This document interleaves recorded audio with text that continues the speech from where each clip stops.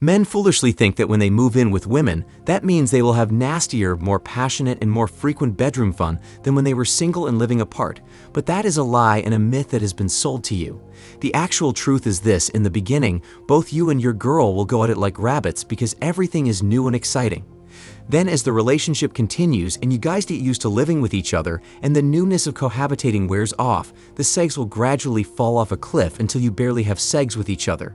This happens to damn near all relationships, and men are unaware of this reality if they've never moved in and lived with a woman or they're just a hope strategist. So if you believe that when both of you live together and you can see her every day, that means your Johnson will be soaking wet regularly. Sorry, but that's not going to happen for the entirety of your relationship. I would strongly advise that you don't move in with a woman because it will not be a pleasant experience for most of your relationship. Not only that, you risk losing your assets if where you live acknowledges common law unions. I know that in some Caribbean countries, they have common law marriages where if you cohabitate with a woman for at least 5 years, that's the case in Jamaica, your girl will be recognized as your common law spouse, and she will be entitled to your assets. That's crazy, right? All she has to do is sit up under you for 5 years, then go to the court and walk away with, I believe, half of what you worked so hard for, and you didn't even legally marry. So check out the laws of your country to know if this applies to you, and if it does, then do not move in with a woman. Your girl already knows these laws, and you don't, but you never know if she's with you intending to use the laws against you to get your resources. So you have to be careful and protect yourself at all costs. Common law marriage is also in the United States, but since it's not as prevalent as it once was, I won't talk much about it. However, I'll just give you the name of some states that acknowledge common law unions, and you can research how it may affect you if you still decide to live with a woman even after my warning. Common law marriage can still be contracted in Colorado, Iowa, Kansas, Montana, Rhode Island, Texas, Utah, Oklahoma, and the District of Columbia. So if you live in any of these states, you better do your research and figure out if you'll be affected, and if so, how long would both of you have to cohabitate, and what you risk losing if your boo decides to bring you to court. Besides the legalities that you should be wary of, most men will deal with BS living with women like none other, and it might change your mind on whether you'll want to continue doing it.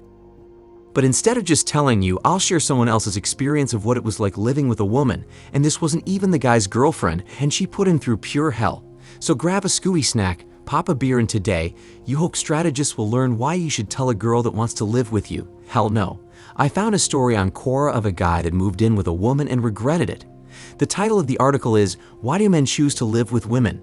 By the way, did you hit the like button, or am I going to have to reach for the blinky? Don't let me do it. 500 likes and we cool. Alright, fun and jokes aside, let's dive into the article. I had the chance to pick a new roommate recently and decided to open it up to the field. Men, women, professionals, yuppies, hipsters, and so on. I was willing to see who was out there.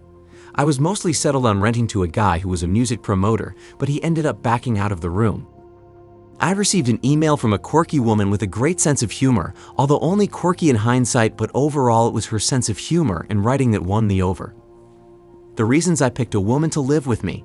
She had promised to keep the place clean.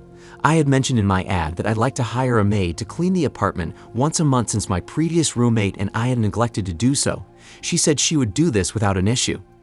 As an offshoot of the above bullet, I assumed living with a woman would be cleaner, since she would, by nature, be cleaner by being a woman, and because she also offered to clean. Alright gents, if you think that most women are clean, that's a lie. That's a myth because modern women are not clean these days, and you'll find that out when you look inside their cars and when you go to their apartments. You'll see food on the ground, clothes on the floor and furniture, pee stains on their toilet seats, the brown doo-doo stain in the toilet bowl, and unwashed plates in the sink.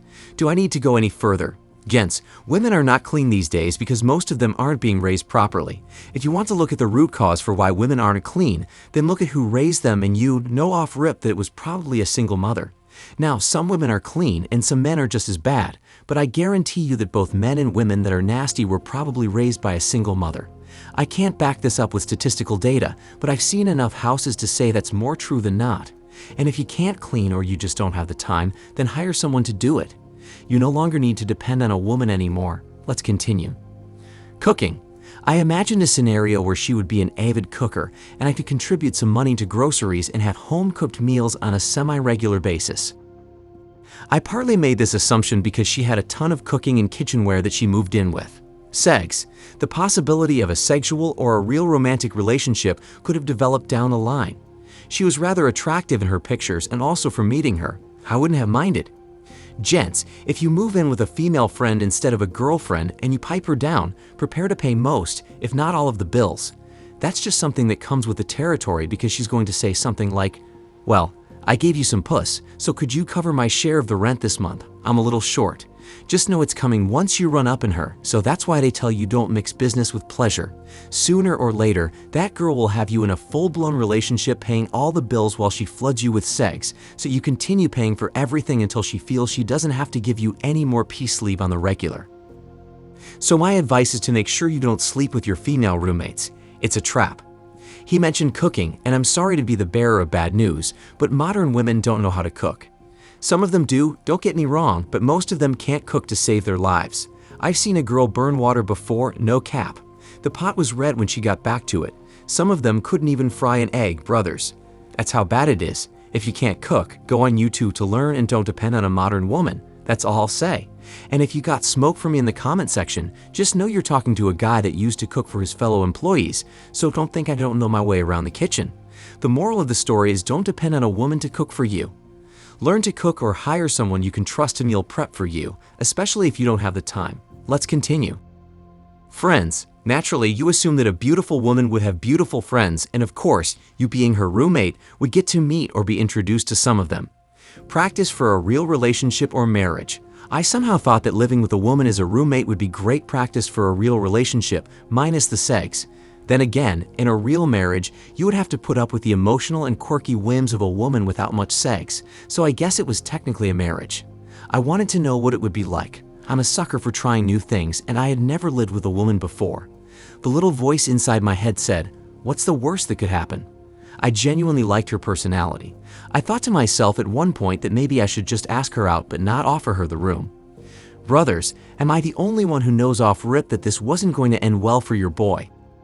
Guys, you only want to live with women when you are sure you want to marry, and you're just testing to see what living with her would be like. And if you know what this channel stands for, we don't support marriage over here, so there should be no reality where you're living with a woman. But I know you guys are still gonna do it and take the L, so at least you know what to expect if you choose to live with a woman. If you guys are curious about what living with a woman would be like, then get a female cousin instead for a couple of months and watch the clown show. Be careful with that.